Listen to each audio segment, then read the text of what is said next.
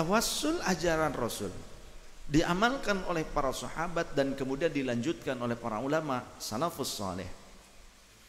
Jadi kalau orang-orang Wahabi mengaku salaf tapi menyalah-nyalahkan tawassul, berarti mereka menyalahkan salafus saleh.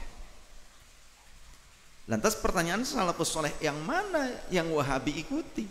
Sedangkan salafus saleh kita adalah para ulama ahlus sunnah wal jamaah, para perawi hadis, bagaimana perilaku mereka, amaliyah mereka. Jika perawi hadis itu mengamalkan tawassul, berarti tawassul itu boleh dan benar-benar sunnah. Jika tawassul itu syirik, maka perawi hadis tersebut tidak dikategorikan perawi hadis yang thiqah. Berarti perawi hadis itu pun syirik dan tidak bisa diambil riwayatnya. Sedangkan seluruh perawi yang thiqah, mereka semuanya pengamal tawassul, berarti riwayat-riwayat hadisnya itu diterima sampai kapanpun, sampai akhir zaman. Jadi jika ada yang mengatakan tawassul syirik, sedangkan para perawi hadis itu pengamal tawassul, berarti mereka jangan memakai hadis. Lantas mau pakai apa? Quran doang, tidak pakai hadis. Karena dikategorikan seluruh perawi pengamal tawassul, dan tawassul syirik berarti seluruh perawi itu tidak thiqah. Jadi tidak boleh mengamalkan semua hadis karena riwayatnya melalui jalur para pengamal tawassul. Begitu? Apa begitu? Tidak. Karena mereka perawi hadis itu lebih ngerti dibandingkan kita. Kita nih zaman sekarang banyak orang bodoh tapi sok tahu, sok lebih pintar dibandingkan ulama. Padahal kata Allah dalam Al-Quran, fas'alu ahla dzikri in kuntum la ta'lamun. Jika kalian tidak tahu, tanya kepada ulama yang ngerti ilmunya, pada ahli ilmu. Ahla dzikri di sini ahlul ilmi dalam tafsirnya, yang dengan ilmunya selalu mengingat Allah Ta'ala. Nah kita jangankan dengan ilmu, wiridan wae malaweng tong borok wiridan kita mah. Dalam sholat saja kepada Allah masih ngampleng-ngampleng, tapi sok lebih hebat dibandingkan ulama. Kan aneh orang zaman sekarang. Dalam sholat aja masih melaweng kemana-mana, pikirannya melayang-layang urusan duniawi, tapi kita selalu menyalahkan ulama. Baik, bagaimana pengamalan tawassul menurut para ulama ahlus sunnah wal jamaah? Bahkan yang akan kita bahas, tawassul bihaqqis shalihin alladzi qad tuwfiya, khusus tawassul dengan wasilah orang-orang soleh yang telah wafat. Yang pertama, Imam Sufyan ibnu Uyainah yang hidup di kurun, yang wafat tahun 198 Hijriah, berarti ulama salafus soleh, ulama salaf yang hidup di kurun Rasul sampai tahun 300 Hijriah. Itu berarti kurun salaf. Karena kata Rasulullah, khairul quruni qarni, thumma alladhina yalunahum, thumma alladhina yalunahum. Sebaik-baik kurun adalah yang hidup di kurunku, yakni abadku, kemudian kurun berikutnya, yakni abad berikutnya, kemudian kurun berikutnya, yakni abad berikutnya. Maka para ulama ahli tarikh mengkategorikan salaf itu yang hidup di kurun 3 abad pertama Hijriah. Termasuk Imam Sufyan ibnu Uyainah, beliau adalah guru dari Imam Syafi'i, guru dari para ulama mujtahid lainnya. Bukan cuma Imam Syafi'i, Imam Ahmad bin Hanbal juga pernah berguru kepada beliau. Qala Ibnu Uyainah, Imam Ibnu Uyainah, perawi hadis dan mujtahid, guru dari para mujtahid juga. Beliau berkata, beliau pernah menilai 2 orang laki-laki yang soleh. Rajulani solihani, ada 2 orang laki-laki yang soleh. Jadi kalau orang Wahabi, sempat saya mendapatkan laporan bahwa orang Wahabi yang berdiskusi dengan jamaah kita mengatakan tidak ada orang soleh katanya. Yang soleh itu ada hanya Nabi katanya. Orang Wahabi, ya itulah sok tahunya orang Wahabi, makanya jangan ikut-ikutan Wahabi. Ya. Orang Wahabi bilang gak ada itu ulama soleh lah apa, semuanya juga pasti punya dosanya. Arek itu mah. Tapi kan kategori soleh itu dengan syariat, betul tidak? Dan Allah menyatakan innama yakhsyallaha min ibadihil ulama. Sesungguhnya innama, kalau sudah pakai lafaz innama berarti hanya, gitu loh. Sesungguhnya hanya ulama lah yang paling takut kepada Allah.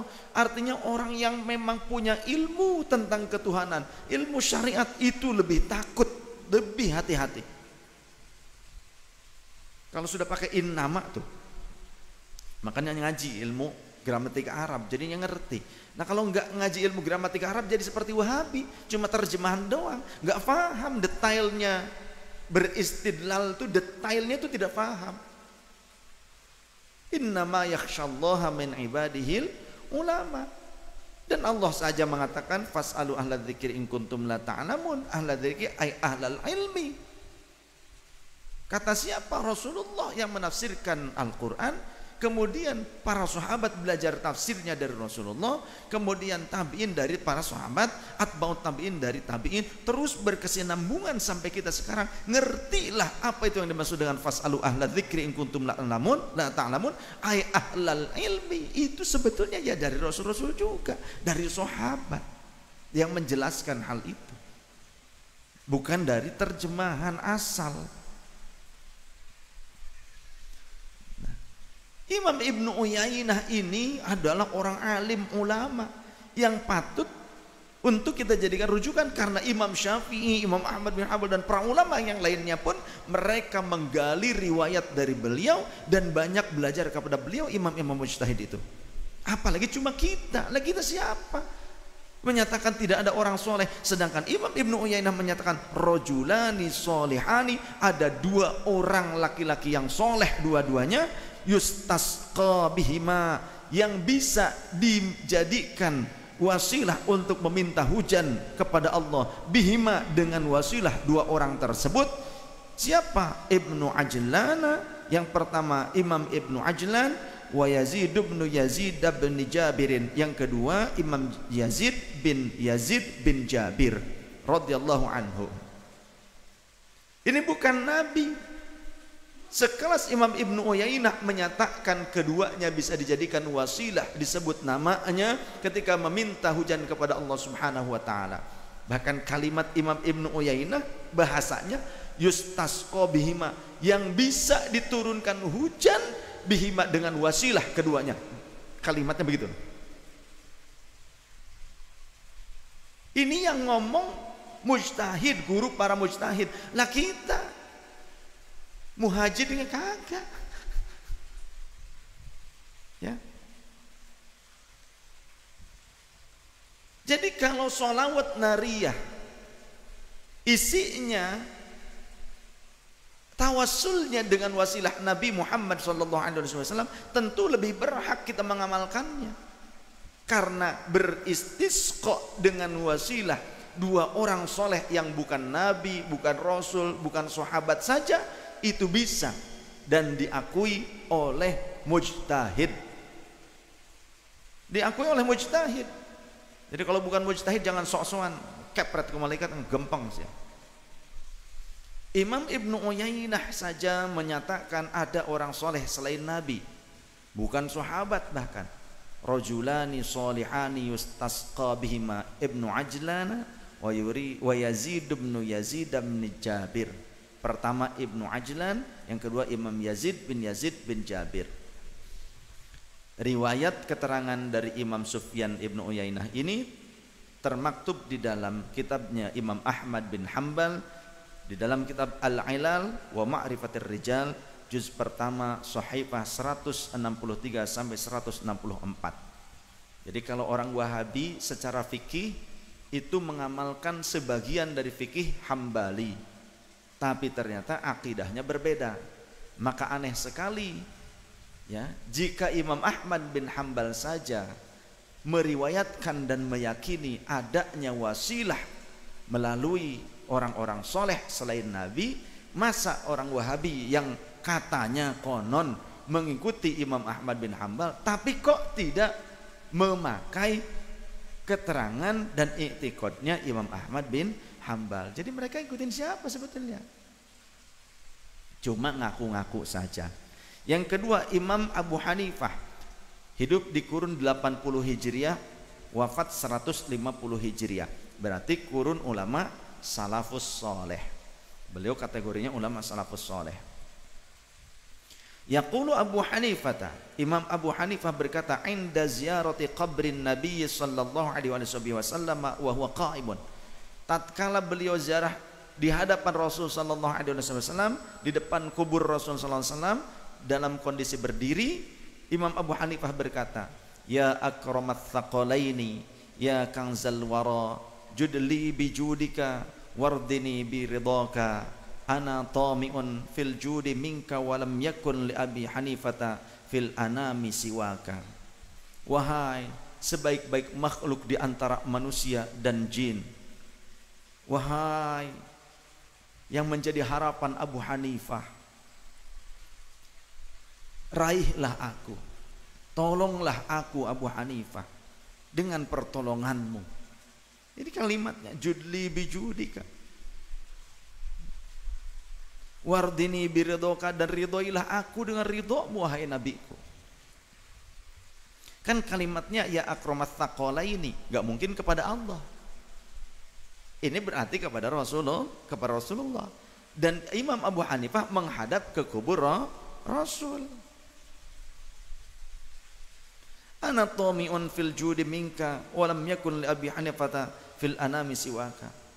Aku adalah orang yang mengharapkan pertolonganmu, dan tidak ada yang menolong di antara hamba-hamba Allah yang lain selain engkau untuk Abu Hanifah, li Abi Hanifata fil anami siwaka. Riwayat tentang Imam Abu Hanifah terdapat di dalam kitab Fathul Qadir, salah satu kitab fikih mu'tabarahnya madhab Hanafiyah. Yang ketiga, Al-Imam Malik bin Anas bin Malik bin Amr Al-Asbahi. Jadi bukan putra sahabat, bukan ya. Imam Malik itu bin Anas, tapi bukan Anas sahabat, bukan. Imam Malik bin Anas bin Malik bin Amr Al-Asbahi. Hidup di kurun 95 Hijriah sampai 169 Hijriah, berarti kategori salafus soleh, ulama salafus soleh.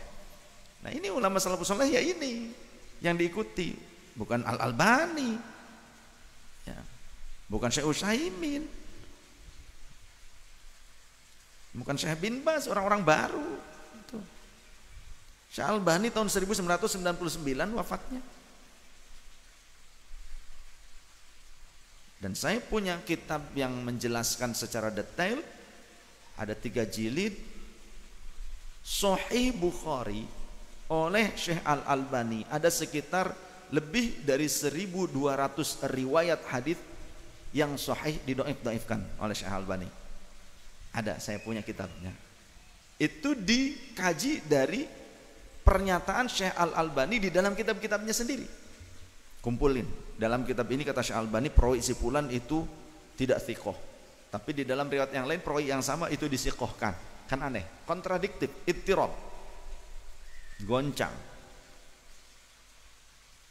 Jadi bukan muhaddits. Ya muhaddits ya Imam Bukhari, Imam Syafi'i jelas Nasirus Sunnah, Imam Hanafi, Imam Malik, Imam Ahmad bin Hambal ya, beliau ya hafizul hadis.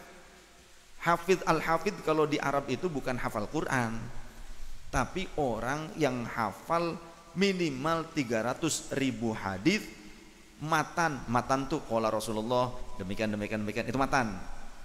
Bukan cuma matan yang harus hafal, sanadnya. Haddatsana anhu an Rasulullah sallallahu alaihi wasallam. Itu hafal, tiap hadisnya hafal. Dan juga biografi para perawi hadis, rijalul hadis, tobaqatul huffadznya hafal. Karena kalau kita tidak hafal biografi perawi hadis, kita tidak akan ngerti mana pemilahan hadis ini masuk kategori sahih atau tidak, karena melihat dari riwayah dan diroyah. Jadi kalau mengatakan tawassul itu syirik, sedangkan para perawi hadis yang thiqah itu mengamalkannya, bagaimana mungkin kita bisa menerima riwayat mereka kalau tawassul itu syirik? Betul tidak? Al-Imam Malik bin Anas bin Malik bin Amr al-Asbahi, Rawa al-Hafidh al-Qadiyad, Imam al-Hafidh al-Qadiyad beliau meriwayatkan, Imam al-Qadiyad hidup di kurun 476 Hijriah sampai 544 Hijriah, namanya kurun kholaf. Kurun setelah salaf itu namanya kurun kholaf. Bisanadin sahihin, riwayat ini dengan sanad yang sahih, fi kitab Asy-Syifa bi ta'rif huquqil Mustafa, di dalam kitab Asy-Syifa. Wa qala, dan berkata, siapa? Abu Ja'far al-Mansur, raja pada saat itu, pemimpin khalifah pada masa Imam Malik. Raja Abu Ja'far al-Mansur diklaimnya khalifah, kekhalifahan ya, Bani Umayyah, Bani Abbasiyah, kan itu khalifahan, padahal raja-raja Jababirah. Karena kekhalifahan sudah selesai kata Rasulullah sampai 30 tahun sepeninggalku akan habis, sampai ternyata dihitung sampai Sayyidina Hasan putra Sayyidina Ali karramallahu wajhah itu pas 30 tahun. Berarti selepasnya kata Rasulullah al-Jababirah, para penguasa, raja-raja yang mengakukan diri sebagai khalifah padahal raja, bukan khalifah, termasuk Abu Ja'far al-Mansur. Ini raja bukan khalifah walaupun disebut khalifah. Beliau bertanya kepada lil imami Malikin, kepada Imam Malik, ya Aba Abdillah, wahai Aba Abdillah Imam Malik, astaqbilul qiblata wa ad'u, aku ini harus menghadap kiblat saat berdoa ketika berziarah ke Rasul, am astaqbilu Rasulullah sallallahu alaihi wasallam, atau ketika ziarah ke Rasul, ketika pas doanya dari awal sampai akhir aku menghadap ke makbarah Rasul. Yang mana yang benar? Menghadapnya ke kiblat, membelakangi Rasulullah, pokoknya ngadep ke kiblat aja dah, gitu ya. Atau menghadap ke makbarah Rasulullah doanya. Nah, maka faqala Imam Malik menjawab, walima tasrifu wajhaka anhu, apa sebabnya kok anda memalingkan wajah anda dari Rasulullah sallallahu alaihi wasallam? Wa huwa wasilatuka wa wasilatu abika Adam alaihi salatu wassalam ila yaumil qiyamah. Sedangkan Nabi Muhammad sallallahu alaihi wasallam adalah wasilahmu, wasilah anda wahai Tuan Raja, dan juga wasilah bapakmu yakni Adam alaihissalam. Bukan berarti Abu Mansur, Raja Abu Mansur ini punya bapak namanya Adam, bukan, tapi yang dimaksud adalah bapak moyang. Bapak moyangnya adalah Nabiullah Adam, bapak moyang kita bersama. Jadi jangan sampai kita mengkafirkan orang tua Rasul hanya karena ada kalimat satu hadis yang idtirab, yang goncang, yang banyak kritik oleh para perawi hadis yang lain, karena cuma satu doang, ahad, hadis satu doang ini yang ada bunyinya inna abi wa abaka finnar, sesungguhnya bapakku dan bapakmu berada di dalam neraka. Sedangkan di dalam riwayat yang lain tidak ada inna abi, sesungguhnya bapakku, tidak ada, tapi inna abaka finnar, sesungguhnya bapakmu di dalam neraka. Kalau di dalam riwayat yang lebih sahih, dulu pernah saya jelaskan itu. Hanya satu riwayat yang ini ittirab, riwayatnya goncang, dipermasalahkan oleh segenap para perawi hadis, para ahli hadis. Kok pakai ada inna abinya, padahal nggak ada inna abinya gitu loh. Nah, ya sudah kadung disampaikan. Jadi andai pun ada inna abi wa baka, bukan berarti itu adalah bapak kandungnya Rasulullah. Karena lafadz abun dan umun dalam bahasa Arab belum tentu orang tua kandung. Buktinya ini Abu Ja'far al-Mansur dikatai oleh Imam Malik, wa huwa Nabi Muhammad itu adalah wasilatuka, wasilah anda, wa wasilatu abika Adam alaihi salatu wassalam, dan wasilah bagi bapakmu yakni Nabi Adam alaihi salatu wassalam ila yaumil qiyamah, sampai umat seluruhnya hingga akhir kiamat. Nanti dijelaskan apa sih sebabnya kok Nabi Muhammad menjadi wasilah Nabi Adam, ada riwayatnya nanti. Bal istaqbilhu, kata Imam Malik kepada raja, sebaiknya justru Anda menghadap ke kubur Rasulullah sallallahu alaihi wasallam ketika Anda berziarah dan berdoa. Wastashfi' bihi, dan mintalah syafaat dengan wasilah beliau. Fayushaffi'uhu Allahu fika, maka pasti Allah akan memberikan syafaat kepadanya untuk engkau. Qala Allah Ta'ala, Allah pernah atau telah berfirman, walau annahum izzalamu anfusahum ja'uka fastaghfarullaha wastaghfara lahumur rasulu lawajadullaha tawwabar rahima. An-Nisa ayat 64. Wallahu wa rasul alam bimurda wa makna. Andaikan, walau annahum, andaikan sungguhnya mereka umatmu itu, izzalamu, para sahabat pada saat itu, mereka melakukan kezaliman anfusahum, kepada dirinya sendiri, melakukan kesalahan, melakukan dosa. Ja'uka, kemudian mereka semua datang kepada engkau hai Nabi Muhammad, fastaghfaru Allah, dan mereka kemudian meminta ampun kepada Allah, meminta ampun semuanya kepada Allah. Wastaghfara lahumur rasulu, dan Rasul juga meminta ampun untuk mereka. Lawajadullaha tawwabar rahimah, maka yakti itu pasti mereka semua umatmu itu akan mendapati bahwa Allah Maha penerima taubat dan penyayang. Hadis ini diriwayatkan oleh Imam Al-Hafidz Al-Qadiyat, ya, riwayat, bukan hadis, riwayat Imam Malik ini diriwayatkan oleh Imam Al-Hafidz Al-Qadiyat di dalam kitab Asy-Syifa bisanadin sahihin, dengan sanad yang sahih. Oleh karenanya kenapa kalau saya ngajak umroh, biasanya pas mau pamitan dari Madinah, kita mau izin kepada Rasul, pamit sementara mau bawa keluarga kita kembali lagi ke Madinah. Itu biasanya di luar di depan masjid, bukan di belakang masjid. Belakang, kalau depan itu depan pengimaman, kalau belakang masjid itu ya belakang sampai terus makmum, tuh tempat makmum itu belakang. Kalau tempat pengimaman itu depannya masjid. Nah kita di luar di depan masjid, ada jarak, orang lewat-lewat ya ada tempatnya, kita ada agak jarak, tapi menghadap ke makbarah Rasul. Di situ kita berdoa kepada Allah, bertawassul dengan wasilah Rasul, dan pamitan sekalian. Pernah ya, yang terakhir tuh ada seorang siswa madrasah sebetulnya. Siswa madrasah, kan ada madrasahnya di dalam tuh, pengajian. Anak madrasah, anak muda, tiba-tiba dari jauh mendekat ke kita, melarang-larang, suruh kita pergi ke sana, kalau ini menghadap ke kiblat katanya gitu. Sok-sokan ya, sama kita mah terus aja lanjut. Kita lagi nikmat, lagi haru-haru, lagi nangis gitu kan. Ih, ada pengacau. Itu alladzi waswisu fi sudurin nas minal jinnati wan nas, yang suka membuat was-was keyakinan kita dari kalangan jin dan manusia. Siapa? Setan bungkelekan gitu karena.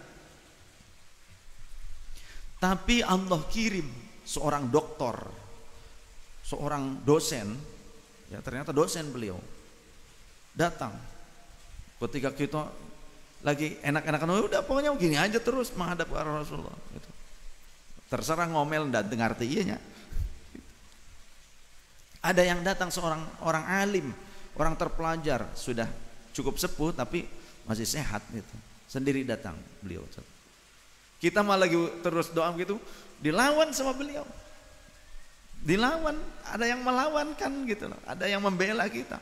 Orang Arab juga, ya, seorang dosen ternyata doktor.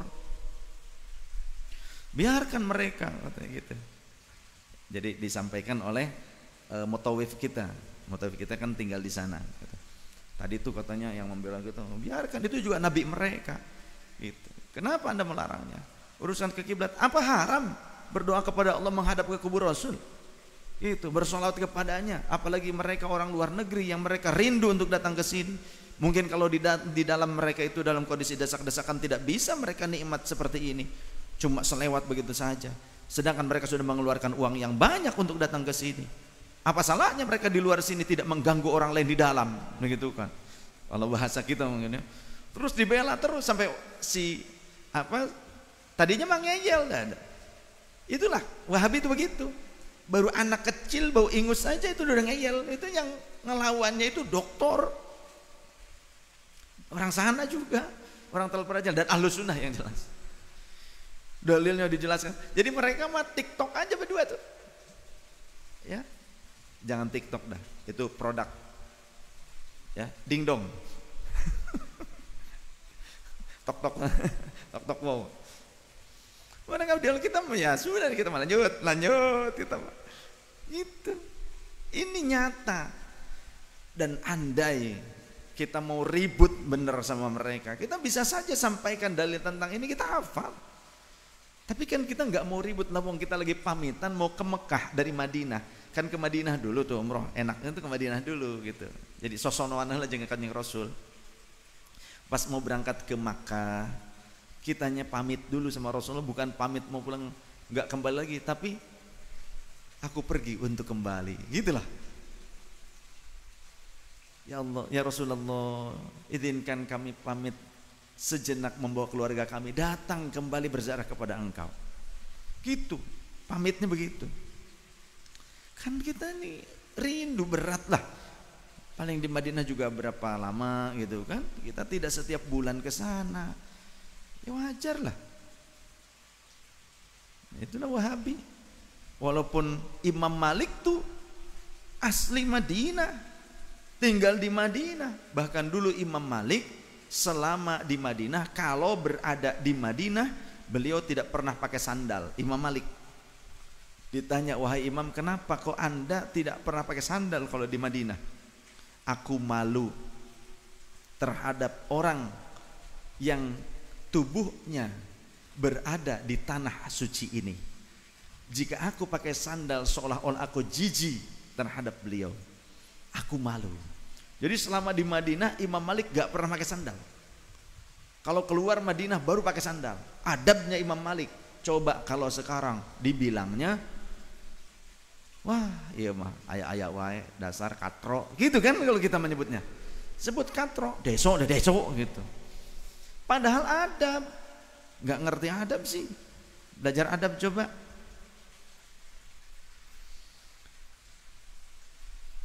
Apa yang dimaksud Nabiullah Muhammad bin Abdullah sallallahu alaihi wasallam sebagai wasilah bapak moyang kita Nabi Adam? Riwayatnya an Umar bin Al-Khattab radhiyallahu anhu qala Rasulullah sallallahu alaihi wasallam. Kata baginda Rasul, lamma qatarafa Adamul khati'ata, tatkala Nabiullah Adam melakukan kekhilafan, kesalahan di surga, qala, beliau berkata, ya Rabbi as'aluka bihaqqi Muhammadin lama ghafartali. Ketika sudah diturunkan maksudnya ke bumi, Nabi Adam itu meminta ampun kepada Allah, wahai Tuhanku, aku memohon kepada Engkau bihaqqi Muhammadin, dengan haknya Muhammad, lama ghafartali, maka aku mohon ya Allah, pasti Engkau akan mengampuni aku, maka ampuni aku ya Allah.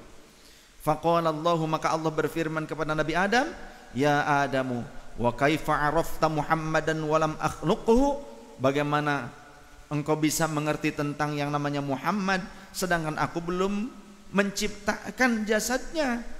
Qala, Nabi Adam menjawab, ya Rabbi, wahai Tuhanku, li'annaka lamma khalaqtani biyadika, karena sesungguhnya tatkala engkau menciptakan aku dengan kuasamu, wa nafakhta fiyya min ruhika, dan engkau meniupkan salah satu ruh dari ciptaanmu ke dalam tubuhku, rafa'tu ra'si, maka saat itu aku angkat kepalaku, aku tengadahkan, fara'aitu ala qawaimil arsy, maka ternyata aku melihat pada tiang-tiang penyangga arasy, maktuban, tertulis di sana kalimat la ilaha illallah Muhammadur Rasulullah. Fa'alimtu, maka aku mengerti, annaka, sesungguhnya engkau itu lam tudif, engkau tidak akan menyandarkan ila ismika, engkau tidak akan menyandarkan nama itu kepada namamu, illa ahabbal khalqi ilaika, kecuali itu adalah nama orang yang paling atau makhluk yang paling engkau cintai dari seluruh makhlukmu. Faqala Allahu, maka Allah berfirman, shadaqta ya Adamu, benar engkau hai Adam, innahu, sesungguhnya yang namanya Muhammad itulah ahabbul khalqi ilayya, dia adalah sebaik-baik makhluk yang paling aku cintai. Ud'uni, maka berdoalah engkau kepadaku, bihaqqihi, dengan haknya Muhammad, faqad ghafartu laka, maka sungguh aku telah mengampuni engkau. Walaula Muhammadun, dan andaikan bukan karena menciptakan Muhammad, ma khalaqtuka, aku tidak akan pernah menciptakan engkau. Riwayat ini diriwayatkan oleh Imam Hakim di dalam kitab Al-Mustadrak juz kedua halaman 615, dan Imam Al-Ajuri meriwayatkannya di dalam kitab Asy-Syari'ah halaman 427. Imam Al-Baihaqi meriwayatkannya di dalam kitab Dalailun Nubuwah juz kelima halaman 489. Wa qala Al-Hakim, Imam Al-Hakim berkata, hadza haditsun sahihul isnad, ini haditsnya sanad-sanadnya sahih. Ini Imam Baihaqi, Imam Hakim, ini perawi hadis, muhadis benar, kurun awal, orang-orang zaman dulu. Jauh dengan Albani, dengan Syekh Utsaimin, bin Baz, jauh. Masa sekelas Imam Hakim dikalahkan oleh orang-orang sekarang? Orang-orang baru zaman sekarang. Ahli riwayatnya masih dekat ke zaman Rasulullah, masih dekat jalur periwayatannya. Nah, masa disalah-salahkan oleh zaman sekarang? Siapa lu? Benar tidak? Kredibilitasnya beda.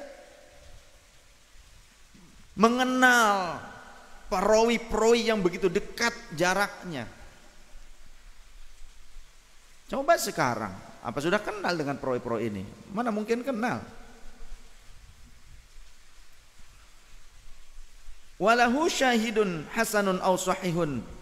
Memang para ulama ahli hadis mereka ada yang mengkategorikan hadis ini hasan, ada yang mengkategorikan hadis ini sahih. Ada yang mengkategorikan hasan, ada yang mengkategorikan sahih.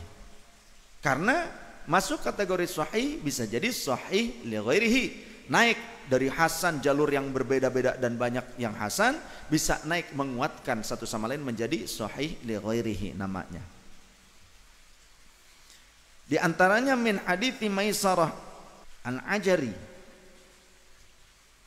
akhrajahu Al-Hafidh Abul Hasan, Imam Al-Abul Hasan bin Bashran juga mengeluarkan hadis ini, artinya meriwayatkan hadis ini. Wa naqalahu Ibnu Taimiyah, dan bahkan ulama kebanggaan orang Wahabi, ya, ulama zaman dulunya yang dibanggakannya di kurun 600-an Hijriah itu namanya Ibnu Taimiyah. Ternyata Syekh Ibnu Taimiyah sendiri, beliau justru mengutip hadis tersebut mustashhidan bihi fi Majmu'il Fatawa.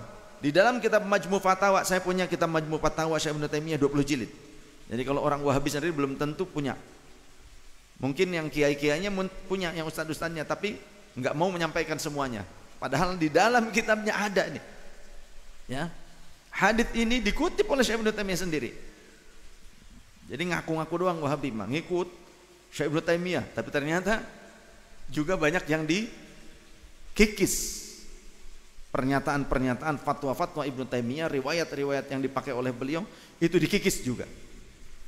Jadi yang sekarang bukan pengikut Ibnu Taimiyah kalau Wahabi sekarang, pengikut Albani atau pengikut Utsaimin atau pengikut Ibnu Baz.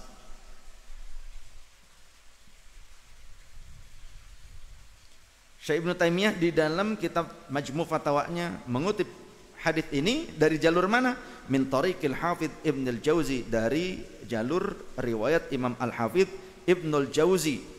Imam Ibnul Jauzi itu bukan Syekh Ibnul Qayyim Al-Jauziyah, karena kalau Syekh Ibnul Qayyim Al-Jauziyah muridnya Ibnu Taimiyah, ya, juga muridnya Imam Az-Zahabi.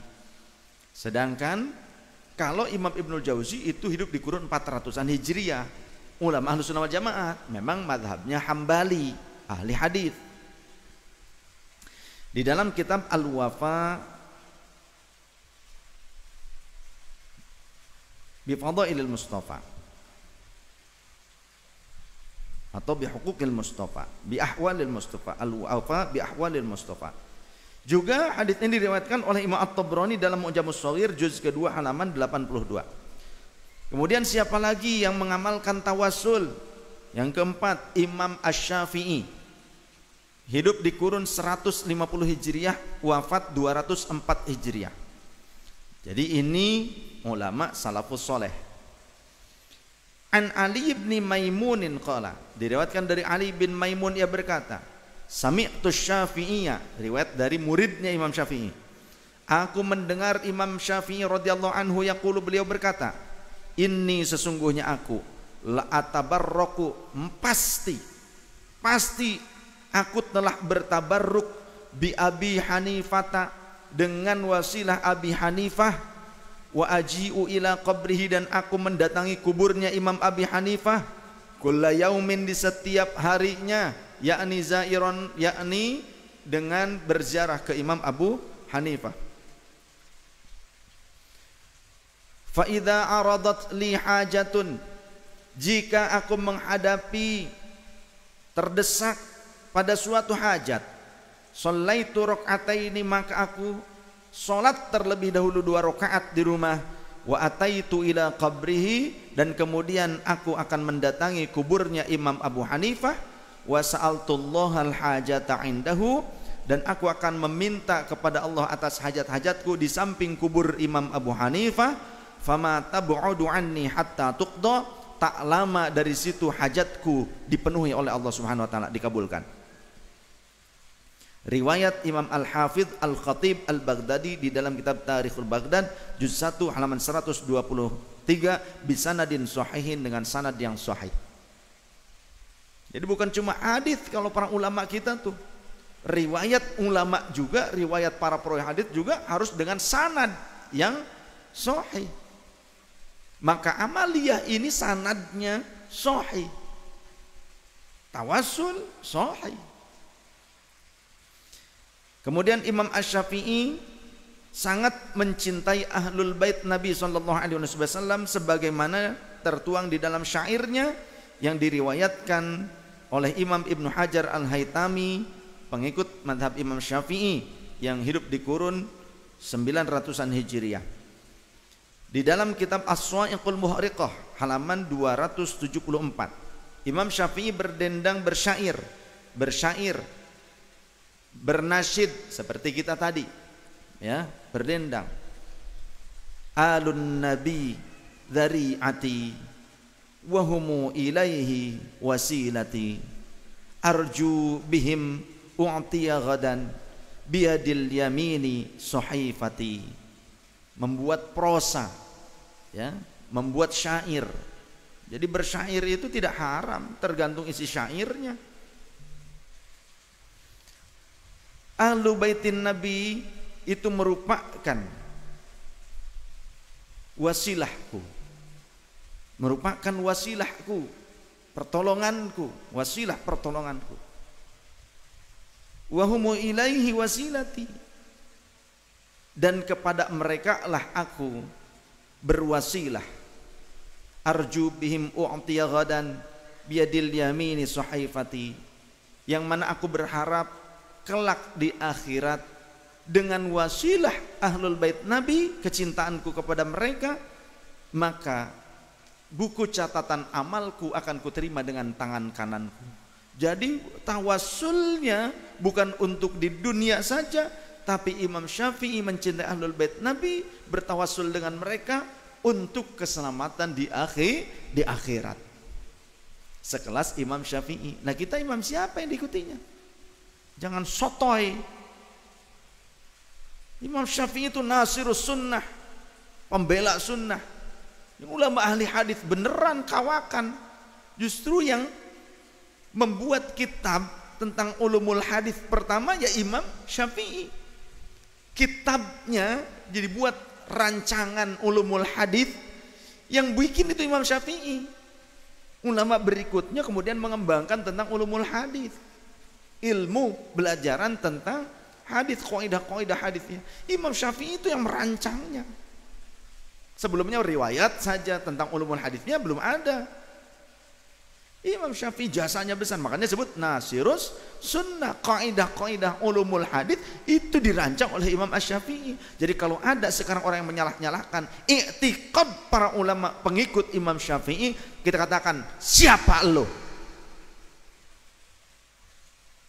Songong. Apalagi ngaji kita itu bisa nyalah-nyalahkan para ulama pengikut Imam Syafi'i.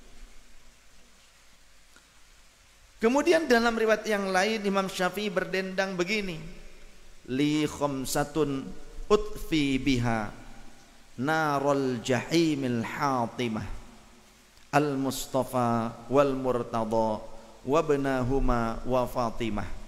Maka dari sinilah kemudian ulama berikutnya membuat gubahan-gubahan yang li khamsatun utfi biha harral wabail Hatimah al-Mustafa wal Murtada wabnahuma wa Fatimah, dan panjang ada beberapa redaksi berikutnya. Tapi Imam Syafi'i kalimatnya tadi li khamsatun utfi biha narul jahimil hatimah al-Mustafa wal Murtada wabnahuma wa Fatimah. Beliau bertawassul dengan keluarga Nabi sallallahu alaihi wasallam supaya diselamatkan dari api neraka. Dengan wasilah siapa? Al-Mustafa, dengan wasilah Nabi Muhammad, wal Murtada, dan Sayyidina Ali al-Murtada menantunya Rasul, wabnahuma, dan kedua anak Sayyidina Ali, Sayyidina Hasan dan Husain, wa Fatimah, dan juga putrinya Rasul Sayyidah Fatimah radhiyallahu anha. Imam Syafi'i bertawasul dengan mereka. Lah kita apa-apa Syiah, apa-apa Syiah, apa-apa Syiah. Untung kitanya sabar. Kalau nggak sabar, wis dirujak kok aing banget. Kita lanjutkan dulu. Imam Asy-Syafi'i beliau menyatakan bertabarruk dengan wasilah Abi Hanifah dan sering datang kalau punya kerepet, kalau kata Sunda mah kerepet masalah. Aku sholat dulu di rumah 2 rakaat kemudian datang ke kubur Imam Abi Hanifah dan berdoa kepada Allah di samping kubur Imam Abi Hanifah, Allah memberikannya cepat terhadap hajat-hajatku. Ini yang meriwayatkan juga seorang al-hafidh dalam bidang ilmu hadis, muhaddits. Lah kita yang bukan muhadits nyalah-nyalahkan.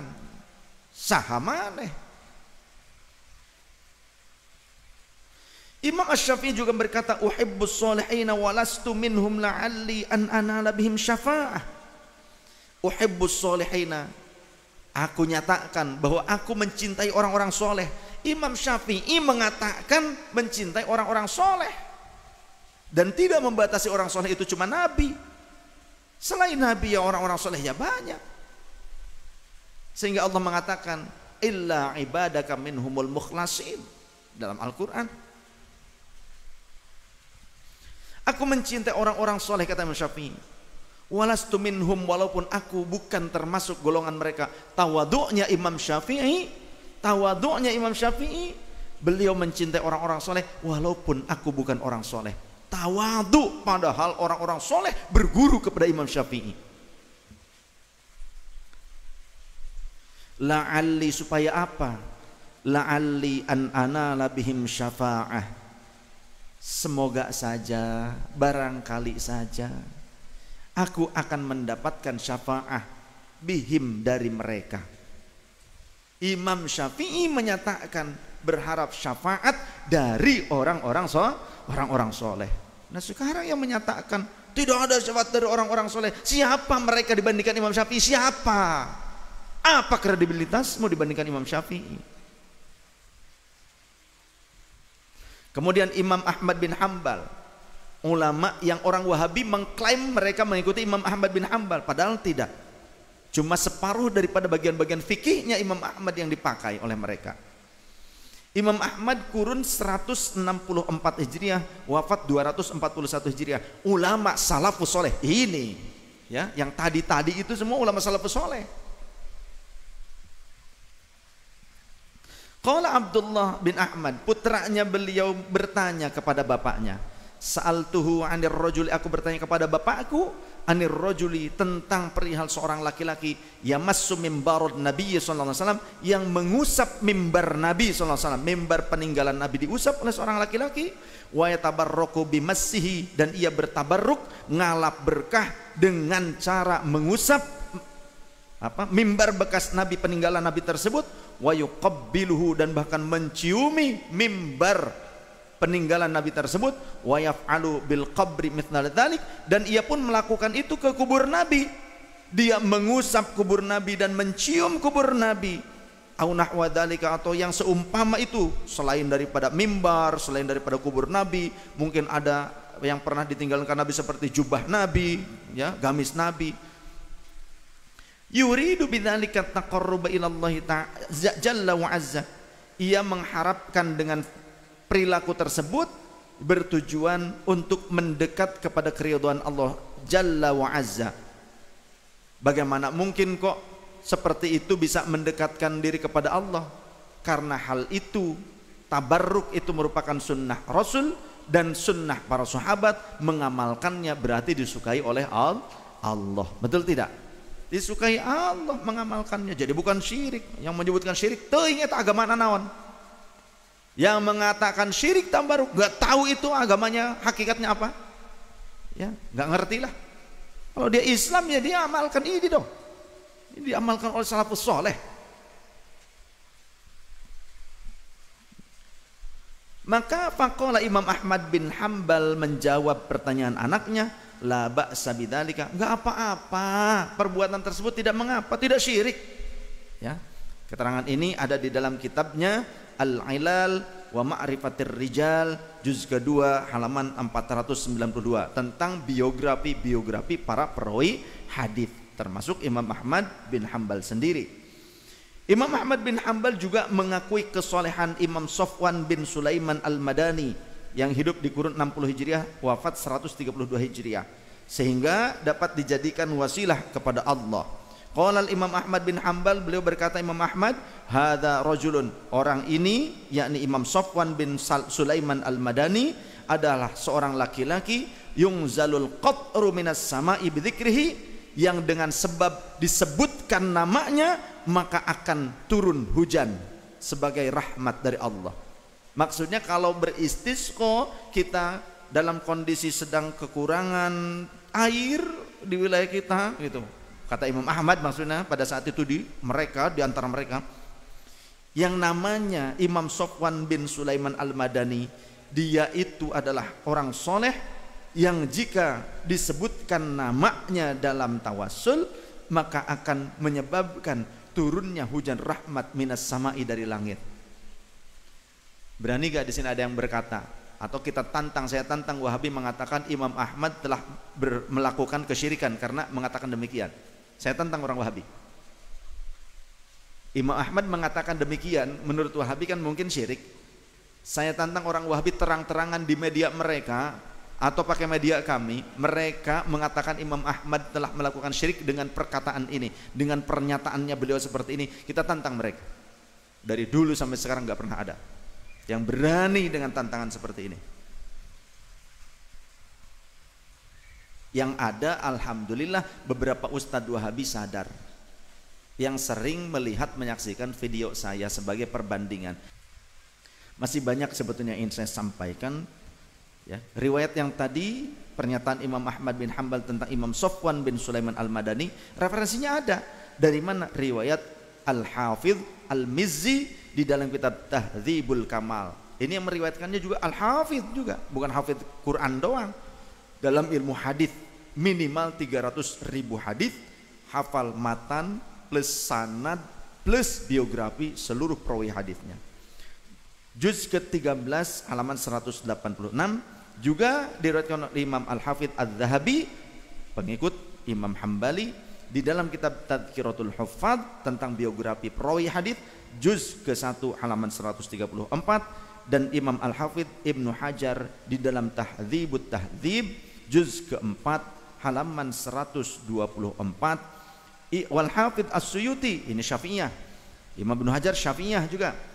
Nah, Imam As-Suyuti di dalam Tabaqatul Huffadz halaman 61. Masih banyak diantaranya Imam Abu Ali Al-Khalal, juga ada Imam Al-Hafidh Abu Bakar bin Khuzaimah juga sama ya, bertawasul dan bertabarruk, bahkan datang ke kubur juga.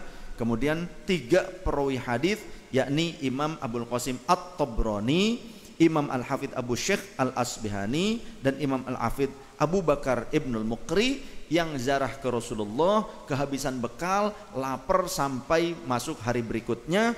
Imam Ibnul Muqri datang ke hadapan kubur Nabi dan berkata, "Ya Rasulullah, al-ju'a, al-ju'a, saya lapar ya Rasul, kami lapar ya Rasul." Mengadu ke Rasul SAW ke hadapan kuburan Rasul. Kalimatnya coba begitu.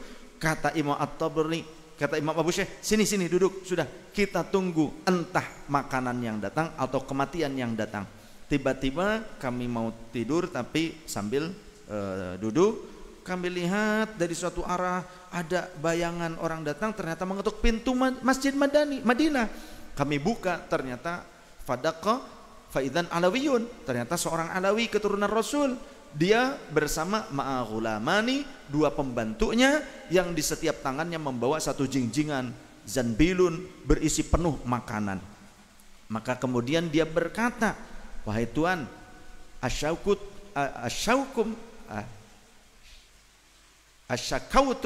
asyakautum, apakah kalian mengadu ila Rasulullah SAW kepada baginda Rasulullah SAW?"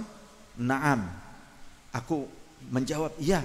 "Kok Anda tahu?" "Ya, karena aku melihat baginda Rasulullah SAW di dalam mimpi, ya, fa inni ra'aitu Rasulullah SAW fil manami fa amaroni, dan memerintahkan aku an ahmila bisyai'in ilaikum, agar aku membawa makanan untuk kalian."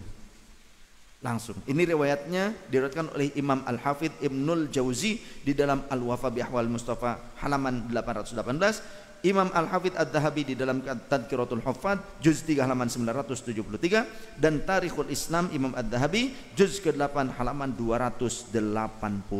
Banyak sebetulnya yang harus kita baca supaya kita faham, tapi tidak memungkinkan dalam satu waktu sekarang. Bisa-bisa Anda mencret. Ya, baru segini aja udah wow. Segini tuh udah dizikirin dulu, disolawatin, hatinya tentrem. Kalau nggak pakai zikir, nggak disolawatin, resah yang ada. Udah nggak mau dengerin kajian, yang ada pengen jawab si Ayang di WhatsApp, gitu kan? Nah, yuk ngaji. Subhanakallahumma bihamdika, asyhadu an la ilaha illa anta, nastaghfiruka wa natubu ilaik. Mohon maaf lahir dan batin, wallahul muwaffiq ila aqwamit thariq. Wassalamualaikum warahmatullahi wabarakatuh.